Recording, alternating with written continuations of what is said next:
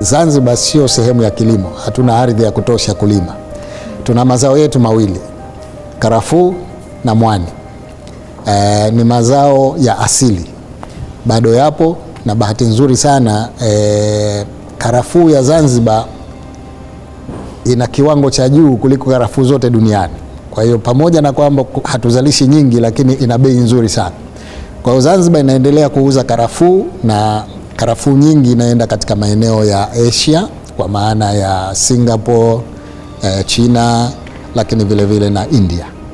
Ni kitabu cha mzee aliwahi kuandika kuhusiana na miti ya mikarafuu. Imekuwa ikikua lakini pia ikizeeka kiasi hata zile namna ya kupata tena mavuno kama ilivyokuwa miaka hiyo ya 60 huko nyuma imepungua kwa kiasi kikubwa. Unafanya jitihada gani pengine ili kuendeleza zao hili la karafuu, lakini pia kuhakikisha kwamba ile mbegu ya asili inaendelea kuwepo? Naam, tunao mpango kupitia shirika la biashara Zanzibar ZSTC la kutoa miche ya karafuu kila mwaka kwa wakulima ili waweze kuzalisha mikarafuu. Ni kweli kwamba mikarafuu ya zamani imezeeka. Wakati wa mapinduzi tulikuwa tunazalisha hapa tani zaidi ya 30,000. Sasa hivi tunazalisha tani chini ya 10,000.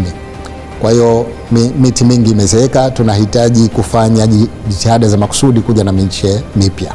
Kwa hiyo ZSTC wamepewa jukumu hilo la kutoa miche bila ya malipo kwa wakulima ili waweze kulima, kupanda, lakini vile vile tunahakikisha kwamba mbegu ya asili inaendelezwa, kwa sababu imedhihirika ya kwamba karafuu za Zanzibar ni bora kuliko karafuu za nchi zote.